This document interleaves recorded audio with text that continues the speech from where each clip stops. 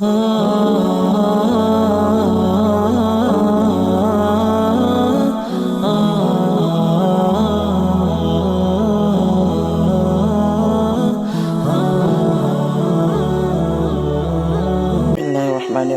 السلام علیکم ورحمۃ اللہ وبرکاتہ۔ تذکرہ ہے مسجد زرار کا۔ نبی اکرم صلی اللہ علیہ وسلم جب مکہ سے ہجرت کر کے مدینہ منورہ تشریف لائے تو یہاں پر مسجد قباء موجود تھی، جو صحابہ کرام نے ہجرت سے پہلے تعمیر کی تھی۔ آپ صلی اللہ علیہ وسلم نے مدینہ آمد کے بعد سب سے پہلے کام یہ کیا، مسجد نبوی کی تعمیر کے لیے جگہ حاصل کی اور پھر صحابہ کرام کے ساتھ مل کر اس کی تعمیر کا اہتمام فرمایا۔ یہ دونوں مساجد مدینہ کی ابتدائی مساجد میں سے ہیں۔ ان کے بعد بھی کئی جگہوں پر مساجد تعمیر کی گئی، جو مساجد مخلص صحابہ کرام نے اللہ کی عبادت کے لیے تعمیر کی، وہ تقوی اور نیکی کے مراکز تھے۔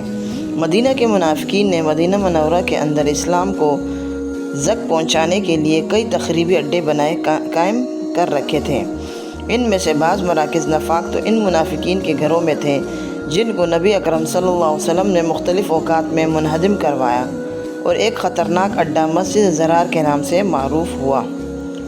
سیرہ ابن ہشام میں ایک یہودی سویلم کے گھر تذکرہ ملتا ہے۔ یہاں پر منافقین جمع ہوتے اور اسلام کے خلاف سازشوں کے تانے بانے بنتے۔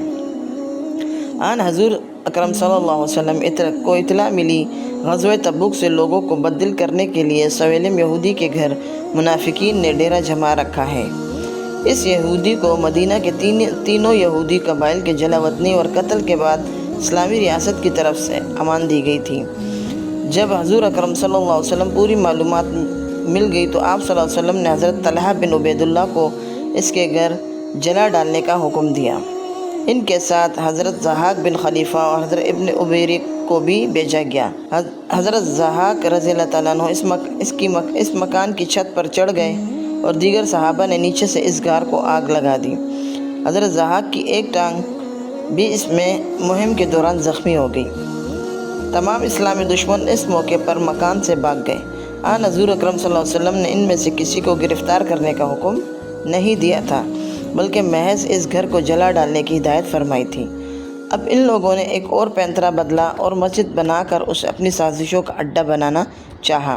اس مسجد کی تعمیر میں عبداللہ بن ابی اور اس کے ساتھیوں کے علاوہ مدینہ کا ایک اسلام دشمن ابو عامر راہب، جو عیسائی ہو چکا تھا اور جس کا حضور اکرم صلی اللہ علیہ وسلم کی آمد سے قبل مدینہ میں بڑی عزت تھی، شریک تھا۔ اسلام میں اسے ابو عامر راہب کے بجائے ابو عامر فاسق کہا جاتا ہے۔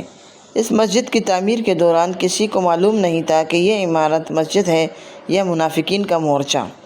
بڑی ہوشیاری سے ان لوگوں نے حضور اکرم صلی اللہ علیہ وسلم کو دعوت دی کہ وہ برکت کے لیے اس مسجد کا افتتاح بھی فرمائیں اور پہلی نماز بھی پڑھائیں۔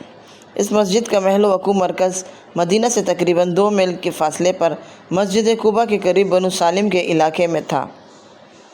اس مسجد کو بنانے والے تمام لوگ بددیانت و بدنیت تھے۔ جب یہ لوگ حضور اکرم صلی اللہ علیہ وسلم کے پاس آئے، آپ صلی اللہ علیہ وسلم نے فرمایا، میں تبوک سے واپسی پر اس مسجد میں آؤں گا۔ حضور اکرم صلی اللہ علیہ وسلم جب تبوک سے واپس پلٹے تو اللہ رب العالمین کی طرف سے حکم آ گیا، یہ مسجد نہیں بلکہ کفر کا اڈا اور منافقین کا مورچہ ہے، اس لیے اس میں نماز پڑھنے کی بجائے اسے جلا دیا جائے۔ اللہ کا حکم آ جانے کے بعد حضور اکرم صلی اللہ علیہ وسلم نے اس مسجد کو جلا ڈالنے کا حکم دیا۔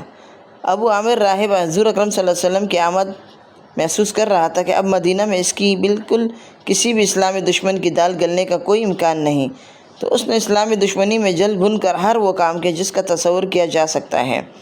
اس اسلام دشمن نے کئی روپ دھارے، عیسائیت، بت پرستی، پھر جھوٹ موٹ اسلام کا دعویٰ اور منافقت۔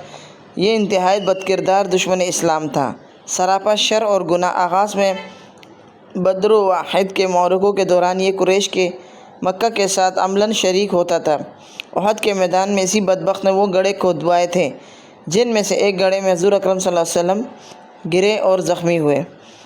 کافروں کی طرف سے جب یہ مسلمانوں کے مقابلے پر مبارزت کے لیے نکلا تو انصار کے زبان پر بے ساختہ یہ الفاظ آ گئے، اے فاسق دشمن خدا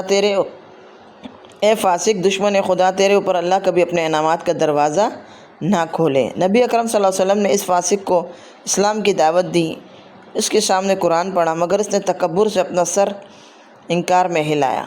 حضور اکرم صلی اللہ علیہ وسلم نے اللہ سے دعا کی کہ اللہ اسے بہت بری موت سے دوچار کرے۔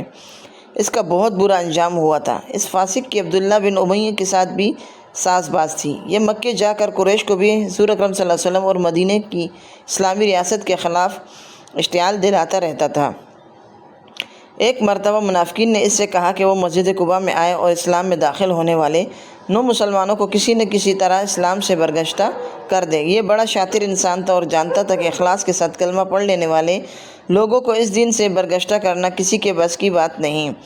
اس کا اپنا 9 عمر بیٹا شہید غزوہ احد حضرت حنظلہ غسیل ملائکہ حضور اکرم صلی اللہ علیہ وسلم سچے جانثاروں میں سے تھا۔ اس کے بعد اسی نے ان کو پٹی پڑھائی کہ تم اپنا اڈا تعمیر کرو جسے مسجد کا نام دو تو میں اس میں تمہارے ساتھ ہر طرح کا تعاون کروں گا۔ چنانچہ ان لوگوں نے اس مقصد کو پورا کرنے کے لیے ایک جگہ منتخب کی۔ جن دنوں نبی کریم صلی اللہ علیہ وسلم تبوک کے سفر پر تھے انہی دنوں منافقین نے حضور اکرم صلی اللہ علیہ وسلم کے پیچھے اس مسجد کی تعمیر کی، جسے بہت مضبوط بنیادوں اور دیواروں پر اٹھایا گیا تھا۔ ظاہری مضبوطی اور شان و شوکت کے باوجود عملاً یہ ایک نہایت بودھی اور کھوکھلی عمارت تھی۔ جب حضور اکرم صلی اللہ علیہ وسلم سے گزارش کی گئی وہ اس مسجد میں تشریف لائے تو قریب تھا کہ آپ صلی اللہ علیہ وسلم ان کی درخواست پر مسجد ضرار میں تشریف لے جاتے کہ اسی دوران اللہ رب العالمین کی طرف سے قرآن مجید میں کفر کے اس اڈے کا بانڈا پھوڑ دیا گیا۔ مسجد ضرار کے متعلق اللہ نے سورہ توبہ کی آیت نمبر 108 میں ارشاد فرمایا، اے نبی تم ہر گز اس عمارت میں کھڑے نہ ہونا جو مسجد اول روز سے تقوی پر قائم کی گئی تھی، وہی اس کے لیے زیادہ موزوں ہے کہ تم اس میں عبادت کے لیے کھڑے ہو۔ اس میں ایسے لوگ ہیں جو پاک رہنا پسند کرتے ہیں اور اللہ کو پاکیزگی اختیار کرنے والے ہی پسند ہیں۔ نبی کریم صلی اللہ علیہ وسلم نے ان آیات کے نزول کے بعد اپنے متعمد علیہ صحابہ حضرت عاصم بن عدی اور حضرت مالک بن وخشم کو حکم دیا کہ ظالموں کے اس اڈے کو جا کر گرا دو، پھر اسے جلا دو۔ حضرت مالک کا تعلق بنو سالم سے تھا، انہی کے مولنے میں مسجد بنوائی گئی تھی۔ انہوں نے حضرت عاصم سے کہا کہ آپ ذرا رکیں، میں اپنے گھر جا کر آگ کا انتظام کر کے آتا ہوں۔ حضرت مالک اپنے گھر گئے اور کھجور کی خوش شاخ کو آگ لگا کر لے آئے۔ اس کے بعد دونوں صحابہ جلدی سے اس مورچے پر پہنچے۔ یہ مغرب اور عشاء کے درمیان کا وقت تھا۔ منافقین نے مجمع بن جاریہ کو اپنا امام بنا رکھا تھا، جو ایک صالح نوجوان تھا۔ اسے منافقین کے خفیہ ارادوں کا علم نہیں تھا۔ دراصل اس کا باپ جاریہ بن عامر منافقین کے سرغنوں میں سے تھا۔ اسد الغابہ کے مطابق یہ نوجوان بعد کے ادوار میں بہت اہم ذمہ داریاں نبھاتے رہے۔ خلافت فاروقی میں حضرت عمر رضی اللہ تعالیٰ عنہ بھی انہیں اپنے قوم کی امامت کی ذمہ داری سونپی تھی۔ جب دونوں صحابہ مسجد میں پہنچے تو منافقین کے ہاتھ پاؤں پھول گئے۔ وہ سب ان صحابہ کے ارادوں کو بانپتے ہوئے بھاگ گئے۔ جب حضرت مجمع کو حقیقت حال کا پتہ چلا تو حیرانی بھی ہوئی اور انہوں نے ان دونوں صحابہ کے ساتھ تعاون بھی کیا۔ منافقین میں سے ایک شخص زید بن جاریہ مسجد ضرار کے اندر بیٹھا رہا۔ جب اس عمارت کو ڈھا دینے کے بعد آگ لگائی گئی تو اس کے سرین جل گئے۔ اس موقع پر وہ چیختا ہوا وہاں سے باہر بھاگا۔ جب نبی اکرم صلی اللہ علیہ وسلم کو اطلاع دی گئی تو کفر کا مورچہ مکمل طور پر منہدم کر دیا گیا ہے تو آپ صلی اللہ علیہ وسلم نے فرمایا کہ اس کے پہلو میں جو 2 گھر ہیں وہ بھی اسلامی دشمنی کے گھر ہیں۔ ان میں سے ایک تو ودیع بن ثابت منافق کا گھر تھا اور دوسرا ابو عامر فاسق کا، چنانچہ یہ گھر بھی جلا دیے گئے۔ حضور اکرم صلی اللہ علیہ وسلم نے حضرت عاصم کو کہا کہ اس جگہ پر تم اپنا گھر بنا لو، مگر انہوں نے معذرت کرتے ہوئے کہا، یا رسول اللہ صلی اللہ علیہ وسلم، اس مقام کے بارے میں جو حکم ہے اس کے بعد ہمت نہیں پڑتی کہ میں اس جگہ کو مسکن بناؤں، اور پھر مجھے اس کی ضرورت بھی نہیں۔ اگر آپ صلی اللہ علیہ وسلم مناسب سمجھے تو اسے ثابت بن اکرم کو دے دیں، ان کا کوئی گھر نہیں ہے۔ چنانچہ وہ جگہ خضر ثابت کو عطا کی گئی، جنہوں نے دیگر صحابہ کی مدد سے وہاں گھر تعمیر کر لیا۔ بالآخر حضرت ثابت رضی اللہ تعالیٰ عنہ نے اس گھر کو چھوڑ دیا۔ وہ فرمایا کرتے تھے کہ اس گھر میں میرے ہاں کوئی بچہ پیدا نہیں ہوا، حتیٰ کہ میری مرغیاں بھی یہاں انڈے نہیں دیتی تھیں۔ یہ جگہ اتنی منحوس اور برکت سے آری تھی کہ بعد میں بھی اس ویران جگہ پر کسی کبوتر اور پرندے نے بھی اپنا مسکن نہیں بنایا۔